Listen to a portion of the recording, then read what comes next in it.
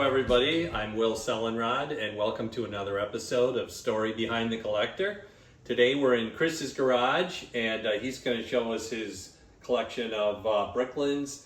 He's also got a Lincoln here. This is, believe it or not, a coupe. It's an enormous car. And we'll take a quick look at his Challenger. And let me introduce Chris.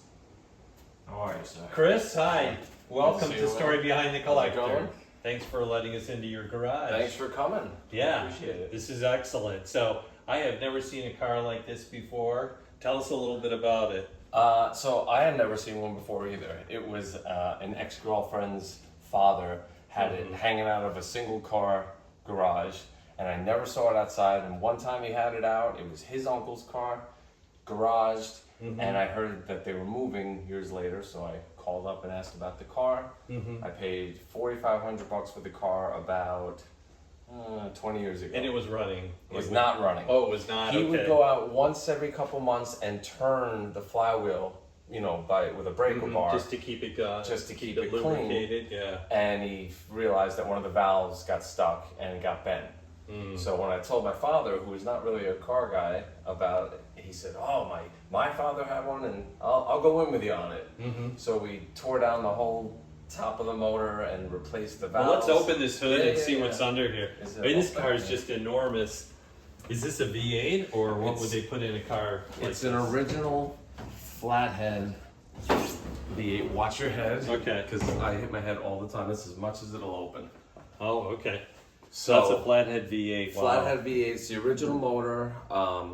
So you guys dismantled the entire motor? Just the top end, and Okay. then he retired, and the car sat for about 7 years.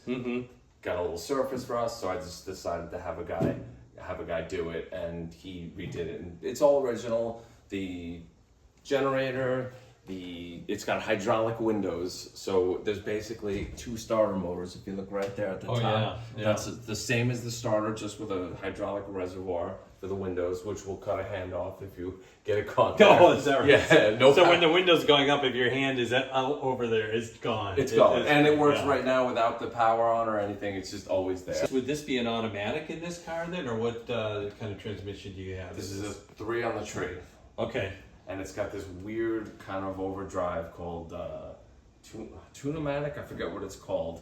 And it's a button, and after third gear, when you get to a certain speed, you let go of the gas pedal, and a solenoid clicks, and it goes into a 1-to-1 cruising ratio.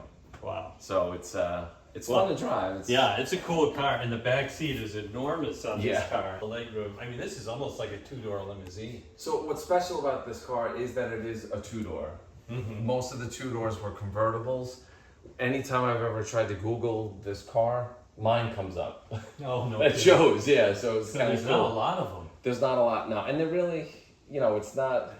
People ask me, "Are you gonna redo it?" It's all original. It's just it's not worth redoing, and it's kind of cool that it's this old and still lasting. Yeah, it's got a really nice patina on it. Yeah. And all the parts are still on the car. I mean, it's not falling apart. Or Not at anything. all. Not at all. So I love the color of this Bricklin here, and it's a car a lot of people don't know about. Right. What year is this, and how did you acquire this car? So first of all, it's not a DeLorean. Everyone says, "Oh, you painted a DeLorean green." It's not a DeLorean. This one's a '75. They made them for only 2 years. Okay. 74 and 75. They built them in Canada, but they were made. Malcolm Bricklin is from Texas. He's also responsible for bringing the Subaru into the States, and then later, which we don't like to talk about, the Yugo. Yeah, I But, remember that yeah. story. Yeah. So they only made them in 5 colors. They all had the same interior, same drivetrain. There was no option. It's called a Safety Vehicle 1. So at the time, they were exceeding all of the safety requirements. It's made out of acrylic. This one's now fiberglass, but they were originally acrylic panels, and the whole, they call it a bird cage, is steel. So is this based on another chassis then? A Yes. production chassis? Yes. So it's an AMC drivetrain.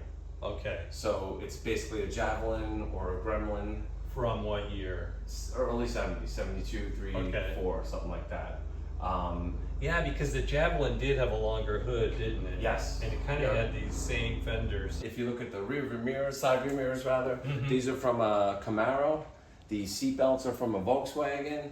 The steering column is an AMC/GM. Now I have a GM ignition in it because I couldn't find a key when I got the car originally. Oh, is there? Yeah. So what's an original Bricklin part of this car then? Is the body primarily, right? Yes.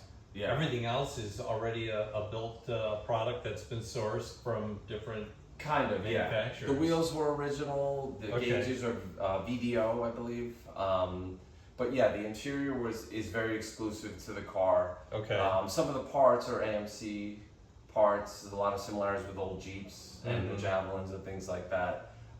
This interior was redone. The seats are all recovered, but it's original. There's only one difference in the dashboard, which I could show you before and after on that as well. Well, let's take a look at the engine on Sure. this then too. So this is a 350 Cleveland. Windsor. Did you keep or Windsor? Windsor, yeah. Okay. Did you keep it stock then? No, because it was right smack in the middle of all of the emissions. So the Okay. motor, it's got headers on it now. It was bored over. I don't remember what to. Edelbrock manifold, Holley 4-barrel carburetor. The air conditioner's still here, but it's not hooked up at the moment. Okay. The only modification besides the valve covers and the headers is this is a new one, the aluminum radiator. There's a guy who makes parts for the cars now. He's amazing. He's re-engineering a lot of things, and it ran about 25 to 30 degrees cooler. They're notorious for overheating. So this was a huge upgrade. So how big is the Bricklin community then? Is it? There's only about 2,100, 2,000 cars left. So it's a community, but it's a small community, yet a big one. I'm in a bunch of Facebook groups, and everyone is very tight knit, and everyone is very cool with helping each other. Yeah, because you really can't take this. Where do you take it to get repaired? You almost have to do it yourself, right? Yeah, kind of. There's a lot of when I first got the car, I was younger, and I didn't know much about cars, and it scared me. I thought it was like a Jaguar, where everything's completely different. But it's a little intimidating for Right. the first look. Yeah. But at the heart of it, it's just a Ford motor. I get a lot of Granada parts for the motor, AMC parts. You could still get most of the stuff, except for the interior. That's the exclusive stuff. Yeah, so this interior, so let's take a look at that then. So Okay. you have the automatic transmission in there. Yes, they only It's made got some really nice wood grain in there. That's factory. that. No, that Oh. is new. I'm gonna open the door. I'll open the Okay. sign up. So you have the gull wing doors. They're air. Let me pop this key out here. They're the original problem and selling point and biggest problem of the car was they had hydraulic doors. And they were, my father told me stories, this was my uncle's car, so he told me stories about my uncle coming in, just pools of hydraulic fluid in the back. Oh my gosh. It was very heavy, it was very slow, and the first thing, while they were still in production, they made this air system. So that was the first retrofit that everyone did. There's a compressor in the front bumper, an air tank in the back, and it now controls the headlights, the latches inside the door, and as well as the pistons over here that open the door. So is there ever a concern that you might get trapped inside and you can't open the door? Well, if you look at right there on that far door, it Yeah. says SV1. That's a little cover. If you pull that off, it shows you the original door handle, like an AMC. Oh, okay. So you can push it, but they're about 150-pound doors, so you can get out, but it is not convenient. Yeah. I've also had to crawl in the back a few times. The batteries in the back, so I've had to crawl in the trunk a little. Well, it's really a nice design. I mean, it's really it looks aerodynamic and it's got a lot of nice windows. I mean, it's a striking design. I always think of it, especially with the bumpers, as a car from the past that they thought was what the future would look like. So, I mean, I could see this as being an EV. absolutely. He's actually working on an EV car. He's still alive. He's still Malcolm alive is still around. Yep, Malcolm is still around. I haven't met him yet, but it's on the list. Wow. But the only thing different with the interior is the seats were covered. They used to have suede in the center of them with buttons that would rip off the moment you moved, and the center console is not original. They used to be two separate things with no glove box. There's no cigarette lighter. There's manual windows because they were supposed to be safer. This is the thought behind this was that you couldn't open your car door out into traffic, or like a biker was coming by. Oh, But I yeah. mean, I hit my head on this all the time. Yeah, still, I can imagine. Yeah.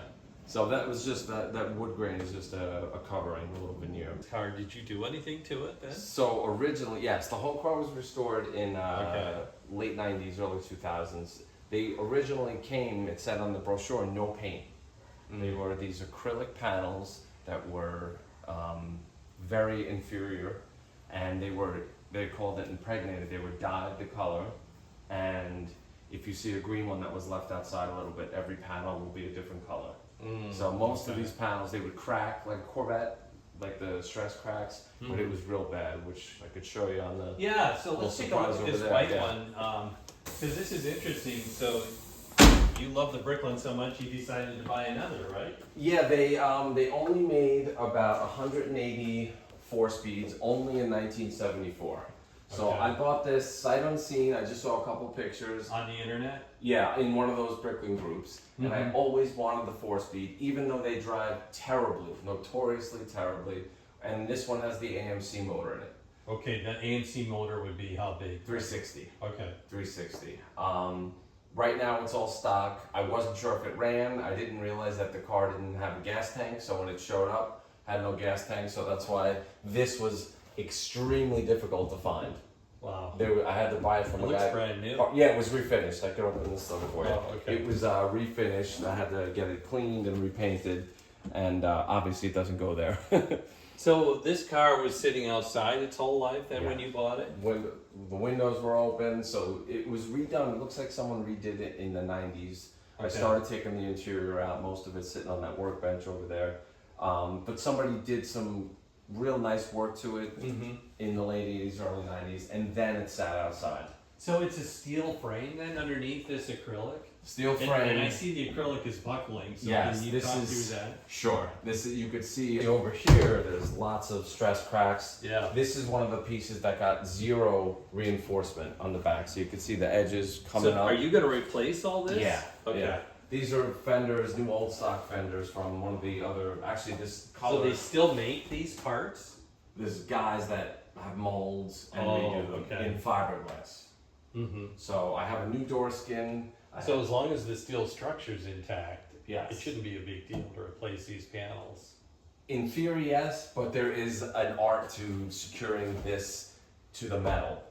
Yeah, There's because a how did glue- are they glued? Yeah, there's a glue or an epoxy type of thing that we're working from the inside out on this one. So are you going to replace everything that's buckled and cracked Yes. on this? I got new quarters from another old car. I got these new fenders, and then the rest of it will probably be fiberglass replacements. Now I see a little rust on some of the steel infrastructure here. Are you Yes. going to remediate that Yes. too? Yeah. I'm not gonna put anything new on top of old Yeah. stuff if we get that far. It does run though. We ran it from that little gas can right there, and it ran for about 15 minutes, and You shut it off. yeah, Yeah. it was great. It actually sounded great. So So I'm your plan hopeful. is to get this back to 100% restoration then? I don't think it'll ever be as nice as that one, but it maybe. I have a 69 Charger that's getting redone right now, and I Okay. have an 84 Vet which needs some attention, but my rule was only one car that doesn't run, and now we're at two. Well, so how did you get into car collecting? Actually, this was my first car, the green Bricklin. It was my uncle's car, Okay. and I was in it one time when I was a kid. I was about 7, and I remember being in it, and when he passed away, we were able to get the car out. I was in high school, and I traded, this is one of those, I wish I never did this. Uh-huh. He had an 84 Vet sitting next to it in his garage, and we gave somebody the Corvette to Oh, my fix, to get this running. When all it needed, it was just a Ford motor. But I didn't know that back then. Yeah. So this guy got a great deal on an 84 Vet. But he did get it running, so when they dropped it at my house, the first time the door closed, it feels like a spaceship when it closes. It's a little unsettling. But the first time it closed, it was actually a little emotional. Wow. That, Yeah, I you can know, I imagine. hadn't been in it for 25 So you years. still feel a connection then? I found, someone must have given my uncle, he was a big guy, and it was a little King Kong doll that someone found, so I leave it in the car and I talk to it every time I get in it. But Yeah, I so had you the still car, feel your uncle's presence? 100%. Yeah. Everyone knew him by this car. I worked on it for about a year by myself, And when I dropped it off to get redone, I realized how much I enjoyed working on the car. So I got another car. And then it's just... Then and another car was the Lincoln then after that? No, I had a 67 Mustang, which I got rid of because it was starting to fall apart. Okay. Then was this. Then the Charger. The 84 Vet is my mother's. Then the Challenger. Now the Challenger is a bit of a departure, right? So yeah, I just because sometimes it's interesting when we interview collectors, they stick with one make and model. Yeah, but you're kind of mixed. I kind of love. It's funny when I bring the Challenger to a car show, nobody cares about it unless they're a Mopar or a Challenger guy. Yeah. So I like going to the car show and being. I just like having the weird stuff. The Challenger was something I always wanted to do. The Charger is because I was a huge Dukes of Hazzard fan since I'm a kid. But I got this. I ordered it new with my mother, and it was the day after my dog died. So the license plate is dedicated to him. His name was Monster. So yeah, it's the first new, real nice car I had. So wow, that's great. Well, Chris, thank you so much for introducing us to your collection. Thank you. I appreciate it. Talking about the Lincoln and the Bricklins story is amazing. I mean, the whole Malcolm Bricklins story is just really unique. And the fact that he's still around and now he's working on another project, that in itself is kind of really cool. He had a 3-wheel project he was doing, 2 in the front, 1 in the back, hemp-made car. The body panels were hemp. I don't know. He decided to switch it to 4-wheel, which I think was a very smart idea. Wow. I saw a couple concept cars. We'll see. Well, you have to give us a call because Anthony and I have to come back out when you get this Bricklin restored. Definitely. I mean, this looks like a little bit of work here, but it's going to that's run what my you next love, summer. right? It's going to be a passion project. That's it. Yeah, that's it. So excellent. So thank you very much. Thank you, Will. Thank you so much. I really appreciate it. Yeah, that's excellent. Thanks for being on our show. Of course. Of course.